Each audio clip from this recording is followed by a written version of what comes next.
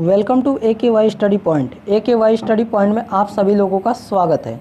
आज हम आपके लिए लाए हैं सामान्य विज्ञान की स्पेशल सीरीज, जिसका हमने नाम रखा है भौकाल सीरीज। इस भौकाल सीरीज के अंतर्गत हम लोग सामान्य विज्ञान के उन सभी महत्वपूर्ण प्रश्नों को पढ़ेंगे जो अब तक विभिन्न परीक्षाओं में पूछे जा चुके हैं और आने वाले दिनों में पूछे जाने की संभावना है। इस सीरीज के अंतर्गत हम विज्ञान के उन तीनों टॉपिकों को कवर करेंगे, जैसे भौतिक विज्ञान के सभी चैप्टरों के महत्वपूर्ण प्रश्नों को इस सीरीज के अंतर्गत देखेंगे और रसायन विज्ञान के उन सभी महत्वपूर्ण प्रश्नों को इस सीरीज के अंतर्गत देखेंगे जो अब तक पूछे जा चुके हैं और आने वाले दिनों में पूछे जाने की संभावना है। और तथा जीव विज्ञान के उन सभी महत्वपूर्ण प्रश्नों को देखेंगे जो अब तक पूछे जा चुके हैं और आने वाले दिनों में पूछे जाने की संभावना है।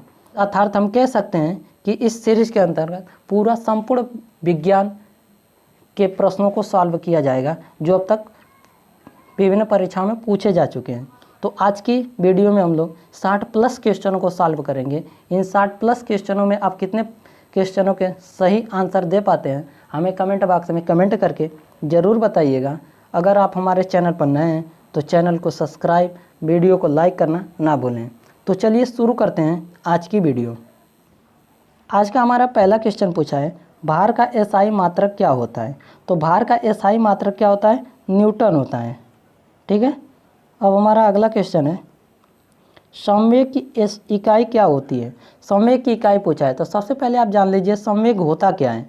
तो संवेग द्रव्यमान और वेग के गुणनफल को कहते हैं। तो द्रव्यमान का मात्रक क्या होता है? किलोग्राम होता है। और वेग का मात्रक क्या होता है? मीटर प्रति सेकेंड होता है। तो हम कह सकते हैं तो संवेग का मात्रक क्या हो जाएगा? किलोमीटर प्रति सेकेंड। तो ऑप्शन नंबर बी आपका राइट आंसर होगा। अब हमारा अगला क्वेश्चन है, विद्युत आवेश का एसआई मात्रक क्या होता है। तो विद्युत आवेश का एसआई मात्रक क्या होता है? कूलाम होता है। तो आपका राइट आंसर हो जाएगा ऑप्शन नंबर बी। अब हमारा अगला क्वेश्चन है, प्रकाश वर्ष निम्नलिखित में से किसकी इकाई होती है। तो प्रकाश वर्ष दूरी की इकाई होती है। तो एक प्रकाश वर्ष बराबर होता है 9.46 गुणे 10 के पावर 15 मीटर होता है। अगर इसको किलोमीटर में बदलते हैं तो 10 के पावर 12 किलोमीटर होता है। यानी हम कह सकते हैं 9.46 गुणे 10 के पावर 12 किलोमीटर होता है एक प्रकाश वर्ष में। तो प्रकाश वर्ष किसकी इकाई होती है? तो दूरी की इकाई होती है। तो हमारा राइट आंसर हो जाएगा ऑप्शन नंबर बी। अब हमारा अगला क्वेश्चन है, प्रतिरोध की एसआई इकाई क्या होती है। तो प्रतिरोध की एसआई यूनिट क्या होती है? ओम होती है। तो हमारा राइट आंसर हो जाएगा ऑप्शन नंबर बी। अब हमारा अगला क्वेश्चन है, एसआई प्रणाली में प्रतिबल की माप इकाई क्या होती है। तो प्रतिबल बराबर होता है बल बटा में क्षेत्रफल। तो बल का मात्रक क्या होता है? न्यूटन होता है। और क्षेत्रफल का मात्रक क्या होता है? मीटर स्क्वायर होता है। तो हम कह सकते हैं प्रतिबल का मात्रक क्या होगा? न्यूटन प्रति मीटर स्क्वायर। तो हमारा राइट आंसर हो जाएगा ऑप्शन नंबर सी, न्यूटन प्रति मीटर स्क्वायर होगा प्रतिबल की इकाई। अब हमारा अगला क्वेश्चन है, विद्युत धारा का एसआई मात्रक क्या होता है। तो विद्युत धारा का एसआई यूनिट क्या होता है? तो एम्पियर होता है। तो आपका राइट आंसर हो जाएगा ऑप्शन नंबर ए, एम्पियर। अब हमारा अगला क्वेश्चन है, निम्न को मिलान कीजिए। यानी इसको हम क्या करना है? मिलाना है। तो चुंबकीय फ्लक्स घनत्व का मात्रक क्या होता है? तो टेस्ला होता है। स्वप्रेरण गुणांक का मात्रक क्या होता है? तो हेनरी होता है। चुंबकीय फ्लक्स का मात्रक क्या होता है? वेबर होता है। तो हम कह सकते हैं कि हमारा चुंबकीय फ्लक्स यानी पहले का आंसर क्या हो जाएगा? ए हो जाएगा। और दूसरे का आंसर क्या हो जाएगा? सी हो जाएगा, हेनरी। और तीसरे का क्या हो जाएगा? बी हो जाएगा। तो हमारा जो राइट आंसर हो जाएगा वो ऑप्शन नंबर डी हो जाएगा। पहले का ए, दूसरे का सी, तीसरे का बी होगा। ठीक है। अब हमारा अगला क्वेश्चन है, निम्नलिखित में से किसकी कोई इकाई नहीं होती है। यानी कह रहा है कि किसकी कोई इकाई नहीं होती है। तो घनत्व की बात करते हैं तो घनत्व क्या होता है? द्रव्यमान बटा में आयतन होता है। तो द्रव्यमान किलोग्राम हो गया और आयतन को हम किस में नापते हैं? घन मीटर में नापते हैं। तो किलोग्राम प्रति घन मीटर हो जाएगा घनत्व का मात्रक। विस्थापन का मात्रक मीटर हो जाएगा। दाब का मात्रक होता है न्यूटन प्रति मीटर स्क्वायर हो जाता है। और सापेक्ष घनत्व का इकाई नहीं होती है। तो हमारा जो राइट आंसर हो जाएगा वो ऑप्शन नंबर बी होगा, सापेक्ष घनत्व की कोई इकाई नहीं होती है। अब हमारा अगला क्वेश्चन है, निम्न में से अदिश राशि नहीं है। तो सबसे पहले आपको जानना होगा कि अदिश राशि किसे कहते हैं।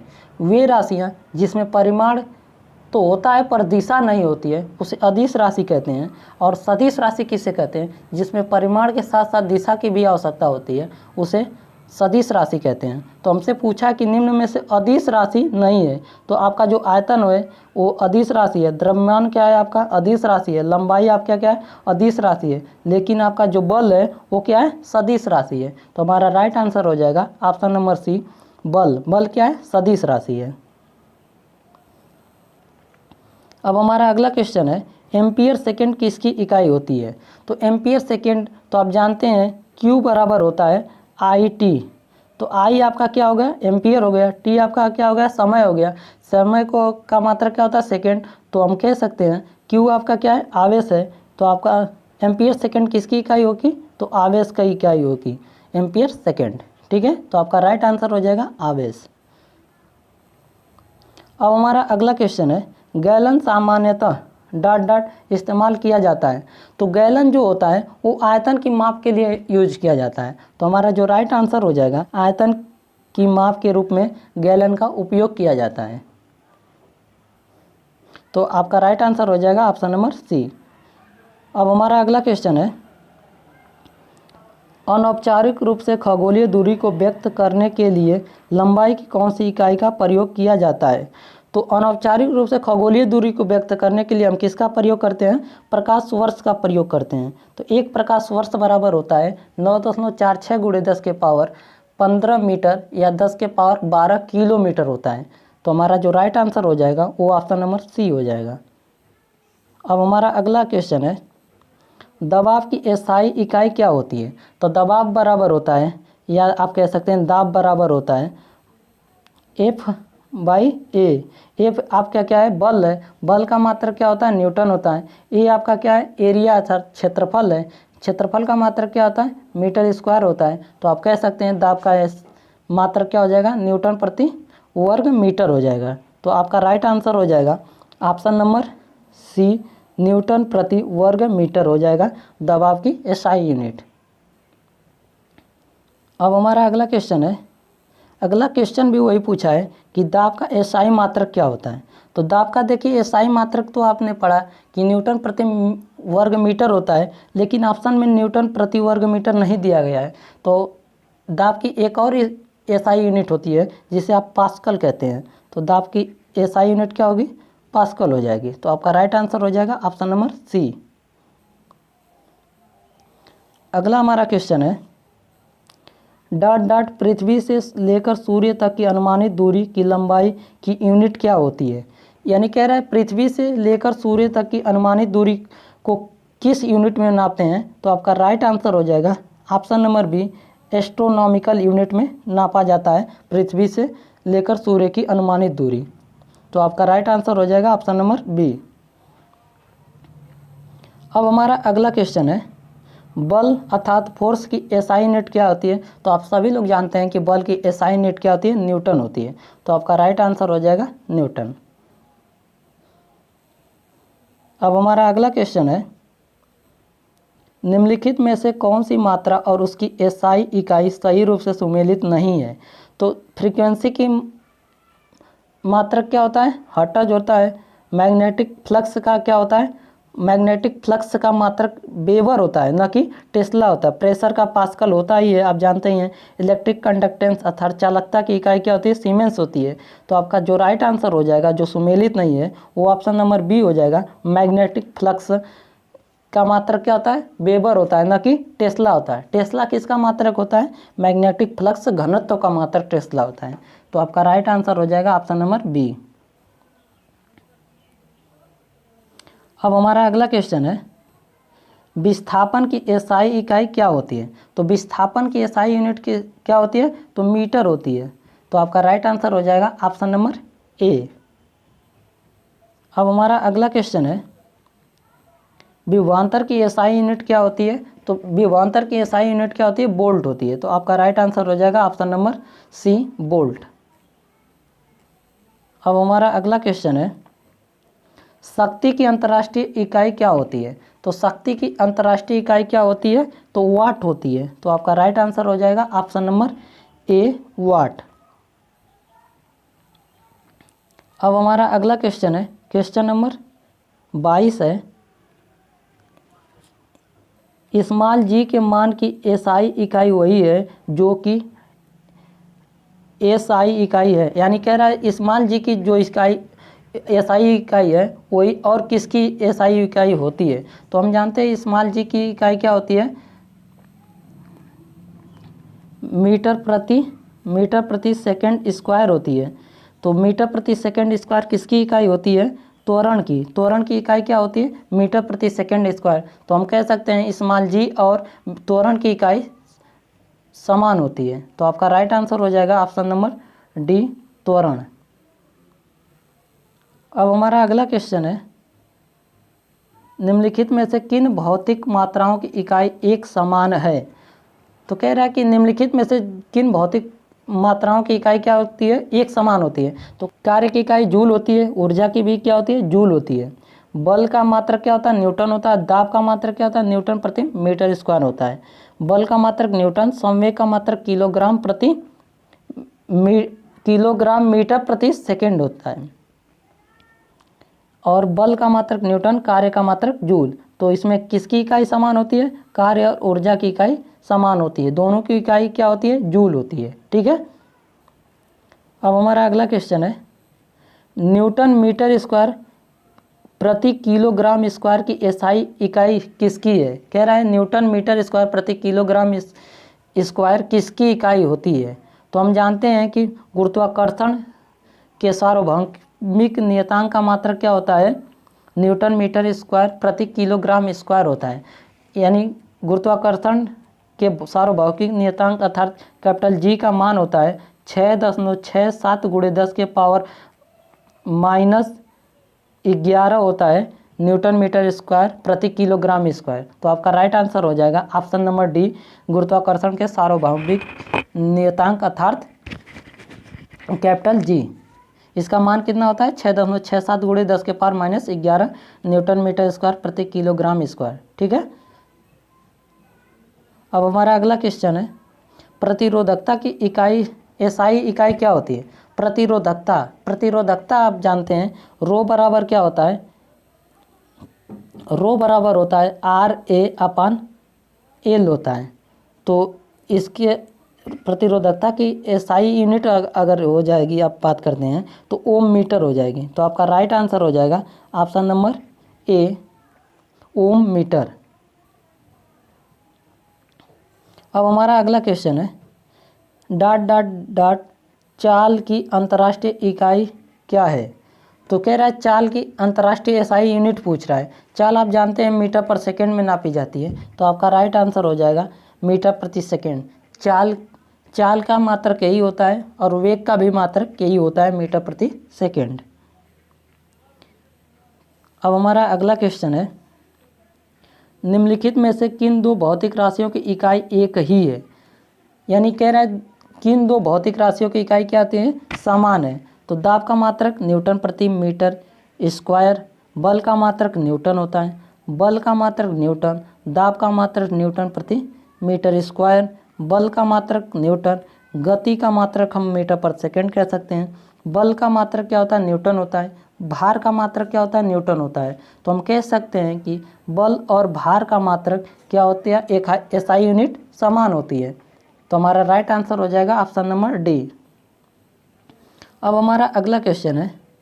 की एसआई इकाई जूल प्रति सेकेंड होती है।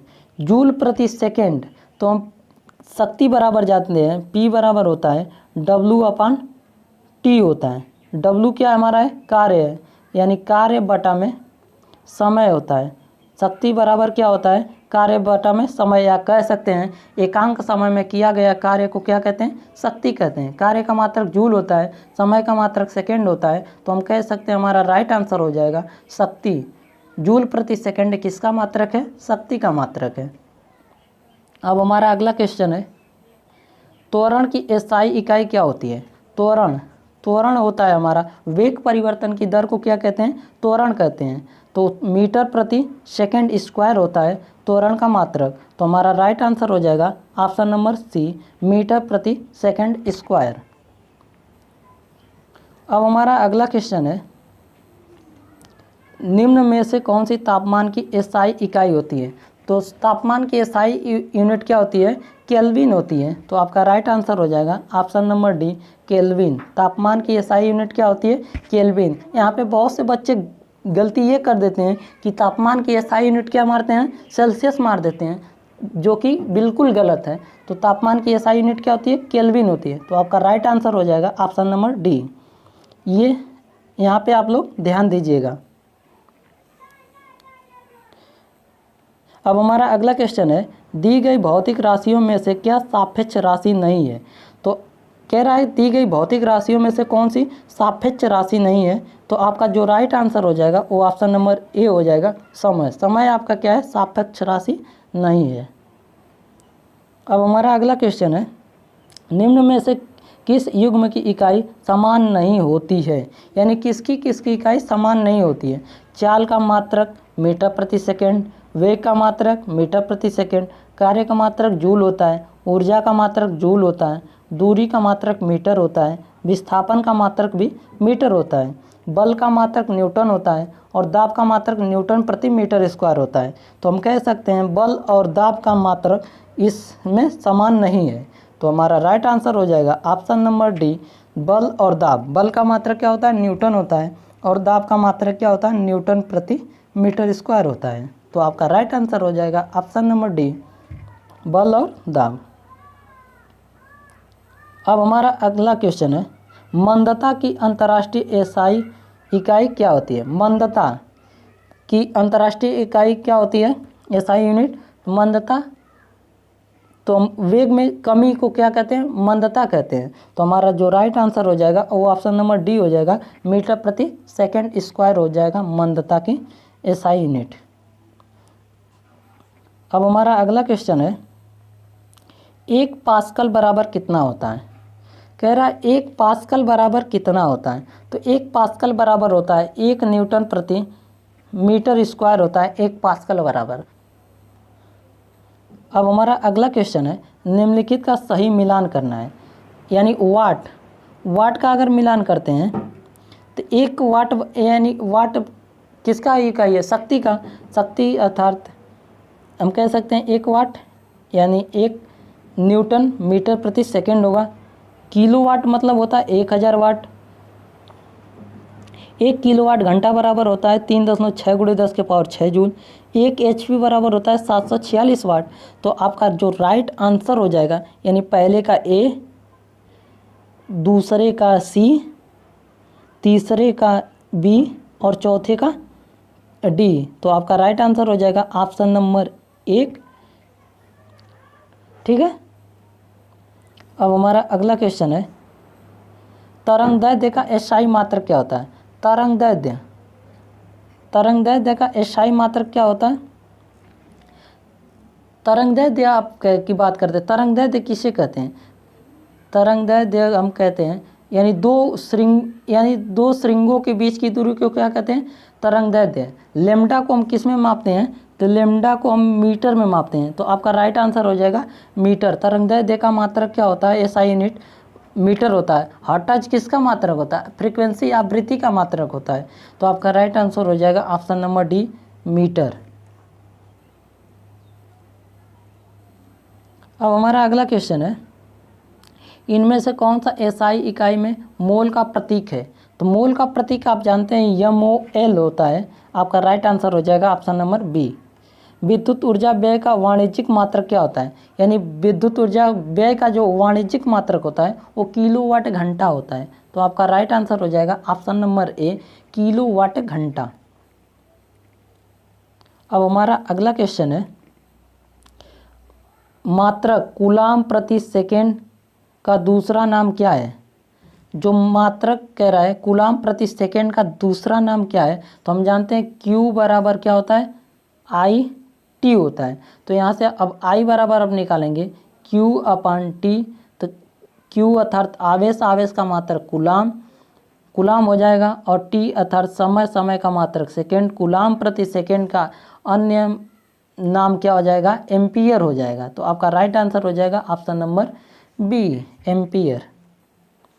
अब हमारा अगला क्वेश्चन है क्वेश्चन नंबर 40। क्वेश्चन नंबर 40 है, तरंग वेग का एसआई मात्रक क्या होता है। तरंग वेग का एसआई मात्रक मीटर प्रति सेकेंड होता है। तो आपका राइट आंसर हो जाएगा ऑप्शन नंबर बी, मीटर प्रति सेकेंड। अब हमारा अगला क्वेश्चन है, ध्वनि की प्रबलता में मापी जाती है, यानी ध्वनि की जो प्रबलता किस में मापी जाती है, तो डेसिबल में नापी जाती है। ध्वनि की जो प्रबलता होती है अर्थात तीव्रता, वो किस में मापी जाती है, डेसिबल में मापी जाती है। तो आपका राइट आंसर हो जाएगा ऑप्शन नंबर सी। अब हमारा अगला क्वेश्चन है, एक एटमॉस्फियर बराबर होता है, एक एटमॉस्फियर बराबर होता है 1.01 गुणे 10 के पावर 5 पास्कल होता है एक एटमॉस्फियर बराबर। तो आपका राइट आंसर हो जाएगा ऑप्शन नंबर ए।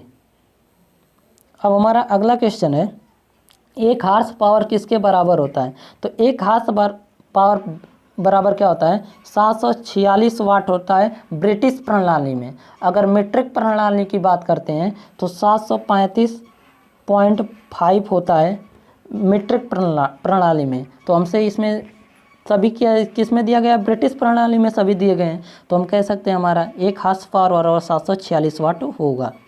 तो हमारा राइट आंसर हो जाएगा ऑप्शन नंबर सी। अब हमारा अगला क्वेश्चन है, एक डायोप्टर के बराबर होता है, एक डायोप्टर किसके बराबर होता है, यानी एक डायोप्टर का किसके बराबर होता है, प्रति मीटर के बराबर होता है। तो आपका राइट आंसर हो जाएगा ऑप्शन नंबर बी, यानी डायोप्टर किसकी इकाई होती है, लेंस की क्षमता की इकाई होती है डायोप्टर। अब हमारा अगला क्वेश्चन है, एक मीटर किसके बराबर होता है। एक मीटर बराबर क्या होता है, 10 के पावर माइनस, एक माइक्रोन बराबर 10 के पावर माइनस 6 मीटर होता है।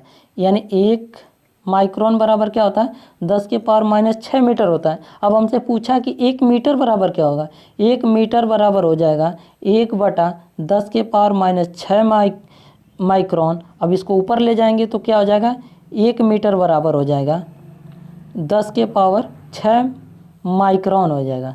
ठीक है, तो हमारा जो राइट आंसर हो जाएगा वो ऑप्शन नंबर बी हो जाएगा, 10 के पावर 6 माइक्रोन। यहाँ पे बच्चे ध्यान नहीं देंगे तो गलती क्या करेंगे, तो ऑप्शन नंबर 1 को मारकर चले आएंगे कि 10 के पावर माइनस 6 माइक्रोन होता है। तो ये आप लोग ध्यान दीजिएगा कि यहाँ पे हमसे 1 मीटर बराबर पूछा है कि कितने माइक्रोन होता है, न कि 1 माइक्रोन बराबर पूछा है कि कितने मीटर होता है। तो आपका राइट आंसर हो जाएगा ऑप्शन नंबर बी। अब हमारा अगला क्वेश्चन है, प्रदीप्ति की माप निम्नलिखित में किसका उपयोग करके की जाती है। तो जो प्रदीप्ति होती है, इल्यूमिनेशन की माप किस में की जाती है, तो लक्स मीटर में की जाती है। तो आपका राइट आंसर हो जाएगा option number C, lux meter. प्रदीप्ति की एसआई यूनिट क्या होती है, लक्स मीटर होती है। अब हमारा अगला क्वेश्चन है, 1 किलोवाट घंटा बराबर क्या होता है। 1 किलोवाट घंटा बराबर होता है 3.6 गुणे 10 के पावर 6 जूल होता है। क्या होता है, 3.6 गुणे 10 के पावर 6 जूल होता है 1 किलोवाट घंटा बराबर। तो आपका राइट आंसर हो जाएगा ऑप्शन नंबर सी, 3.6 गुणे 10 के पावर 6 जूल।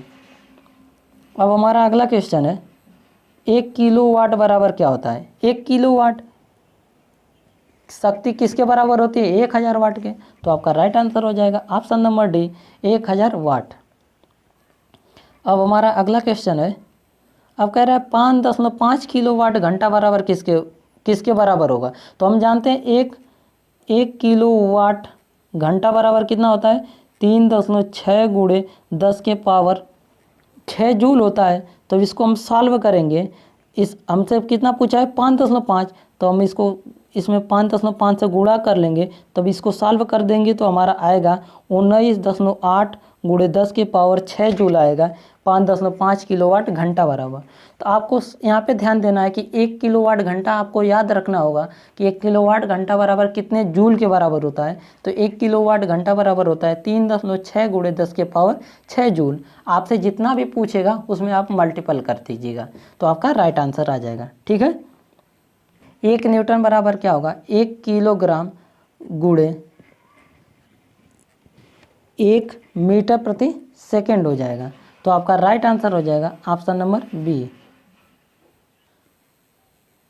अब हमारा अगला क्वेश्चन है, प्रकाश वर्ष द्वारा किसे मापा जाता है? तो प्रकाश वर्ष किसके द्वारा किसे मापा जाता है? तो दूरी को मापा जाता है प्रकाश वर्ष। एक प्रकाश वर्ष बराबर होता है 9.46 गुणे 10 के पावर 12 किलोमीटर या 10 के पावर 15 मीटर होता है। तो आपका राइट आंसर हो जाएगा ऑप्शन नंबर बी। प्रकाश वर्ष दूरी की इकाई है। अब हमारा अगला क्वेश्चन है, 1 नैनोमीटर बराबर क्या होता है? 1 नैनोमीटर बराबर आप जानते हैं कि 10 के पावर -9 मीटर होता है, लेकिन यहाँ पे 10 के पावर -9 मीटर नहीं दिया गया है। तो इसको आप नीचे इसको धनात्मक नीचे करेंगे तो ये हो जाएगा 10 के पावर 9 मीटर। तो 1 नैनोमीटर बराबर होता है 1/10 के पावर 9 मीटर। तो आपका राइट आंसर हो जाएगा ऑप्शन नंबर डी, 1/10 के पावर 9 मीटर। यहाँ पे भी बच्चे अगर ध्यान नहीं देते हैं तो यहाँ पे गलती क्या करते हैं कि यहाँ पे आपको मार कर चले आएंगे ऑप्शन नंबर बी को कि 1/10 के पावर -9 मीटर होगा, लेकिन ये बिल्कुल गलत है। आपका राइट आंसर हो जाएगा ऑप्शन नंबर डी, 1 नैनोमीटर बराबर होगा 1/10 के पावर 9 मीटर। अब हमारा अगला क्वेश्चन है, 1 कूलाम प्रति सेकेंड होगा। 1 कूलाम प्रति 1 सेकेंड बराबर, अभी हमने आप लोगों को इससे पहले बताया था, Q बराबर क्या होता है? IT होता है। तो I बराबर आप निकाल सकते हैं, तो Q/, क्या होगा? T हो जाएगा। Q का मात्रक आता, आवेश का मात्रक कूलाम होता है, समय का मात्रक सेकेंड होता है। 1 कूलाम प्रति 1 सेकेंड बराबर 1 एम्पियर हो जाएगा। तो आपका राइट आंसर हो जाएगा ऑप्शन नंबर बी। अब हमारा अगला क्वेश्चन है, 1 पिकोमीटर बराबर क्या होता है? 1 पिकोमीटर की बात करते हैं तो 1 पिकोमीटर बराबर होता है 10 के पावर -12 मीटर। 1 पिकोमीटर बराबर 10 के पावर 12 मीटर। तो आपका राइट आंसर हो जाएगा ऑप्शन नंबर सी। अब हमारा अगला क्वेश्चन है, 1 जूल बराबर क्या होता है? 1 जूल बराबर होता है 1 न्यूटन गुणे 1 मीटर बराबर 1 जूल होता है। तो आपका राइट आंसर हो जाएगा ऑप्शन नंबर ए। अब हमारा अगला क्वेश्चन है, एक विशेष घर में 5 दिनों में 100 इकाइयों की खपत है। यदि ऊर्जा को जूल में परिवर्तित किया जाए तो यह कितनी ऊर्जा होगी? तो हम जानते हैं कि 1 किलोवाट घंटा बराबर कितना होता है? 3.6 गुणे 10 के पावर 6 जूल होता है। तो हमसे 100 किलोवाट घंटा पूछा है, तो इसमें हम क्या करेंगे? 100 से मल्टीपल कर देंगे। 100 से मल्टीपल कर देंगे तो 3.6 गुणे 10 के पावर 8 जूल हो जाएगा। तो हमारा राइट आंसर हो जाएगा ऑप्शन नंबर डी, 3.6 गुणे 10 के पावर 8 जूल हो जाएगा। ठीक है। अब हमारा अगला क्वेश्चन है, कौन सा यंत्र समुद्र के स्तर से ऊपर की वस्तुओं को देखने के लिए पनडुब्बी में प्रयोग किया जाता है? तो कह रहा है कि कौन सा यंत्र समुद्र के स्तर से ऊपर की वस्तु को देखने के लिए पनडुब्बी में से प्रयोग किया जाता है? तो जो आपका पेरिस्कोप होता है उसका प्रयोग समुद्र के स्तर से ऊपर की वस्तुओं को देखने के लिए किया जाता है। तो आपका राइट आंसर हो जाएगा option number C, periscope. Pyrometer क्या होता है? सूर्य का तापमान नापा जाता है। ठीक है। अब हमारा अगला क्वेश्चन है, वायुमंडलीय दबाव को मापने के लिए किस उपकरण का प्रयोग किया जाता है? तो वायुमंडलीय दाब को मापने के लिए हम किसका प्रयोग किया जाता है? तो बैरोमीटर का प्रयोग किया जाता है। तो आपका राइट आंसर हो जाएगा ऑप्शन नंबर बी, बैरोमीटर का। वायुमंडलीय दाब को मापने के लिए बैरोमीटर का प्रयोग किया जाता है। अब हमारा अगला क्वेश्चन है, सूर्य को देखने के लिए किस यंत्र का प्रयोग किया जाता है? सूर्य को देखना है तो हेलियोस्कोप का प्रयोग किया जाता है। किसका प्रयोग? हेलियोस्कोप को, सूर्य को देखने के लिए। तो आपका राइट आंसर हो जाएगा ऑप्शन नंबर सी। अब हमारा अगला क्वेश्चन है, विभवांतर को मापने के लिए किस उपकरण का प्रयोग करते हैं? विभवांतर को मापने के लिए हम किसका प्रयोग करते हैं? वोल्ट मीटर का प्रयोग करते हैं। तो आपका राइट आंसर हो जाएगा ऑप्शन नंबर डी हो जाएगा। अब हमारा अगला क्वेश्चन है, एक शाफ्ट की आवर्तन गति को निर्धारित करने के लिए किसका इस्तेमाल किया जाता है? तो शाफ्ट की गति को मापने के लिए हम जानते हैं कि टेकोमीटर का प्रयोग किया जाता है। तो आपका राइट आंसर हो जाएगा टेकोमीटर। शाफ्ट की आवर्तन गति को नापने के लिए टेकोमीटर का प्रयोग किया जाता है। अगर गाड़ियों की बात करते हैं गाड़ियों की स्पीडोमीटर से नापा जाता है। एनीमोमीटर वायु की गति।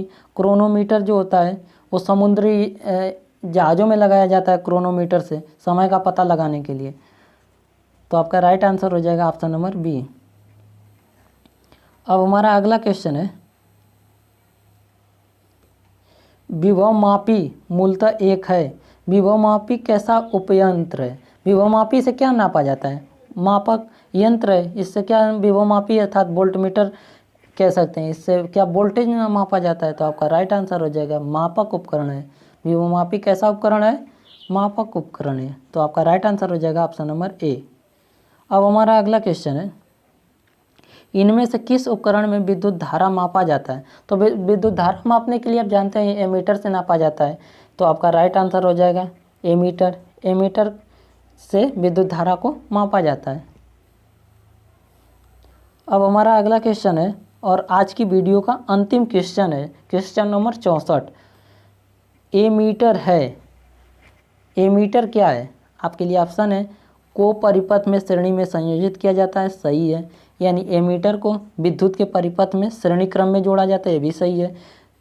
में निम्न वैद्युत प्रतिरोध होना चाहिए। एमीटर में निम्न वैद्युत प्रतिरोध होना चाहिए, ये भी सही है। कम विद्युत खींचना चाहिए, ये भी सही है। ऑप्शन नंबर डी आपका है उपरोक्त सभी। तो हम कह सकते हैं एमीटर को परिपथ के श्रेणी क्रम में लगाया जाता है और निम्न वैद्युत प्रतिरोध इसमें जोड़ा जाता है, कम विद्युत खींचता है। और अगला हमारा है ऑप्शन नंबर डी कह रहा है कि उपरोक्त सभी। तो आपका राइट जो आंसर हो जाएगा उपरोक्त सभी हो जाएगा। ठीक है, तो ये रहे आज के हमारे भौकाल सीरीज के अंतर्गत की 60+ क्वेश्चन सामान्य विज्ञान के जो प्रीवियस में पूछे गए थे। आपको हमारा ये वीडियो आपको कैसा लगा और हमारी ये सीरीज आपको कैसी लग रही है, हमें कमेंट बॉक्स में कमेंट करके ज़रूर बताइएगा। अगर आप हमारे चैनल पर नए हैं तो चैनल को सब्सक्राइब, वीडियो को लाइक करना ना भूलें, ताकि हम लोगों को मोटिवेशन मिलता रहेगा कि हम लोग आप लोगों के लिए और कुछ बेहतर कर सकें।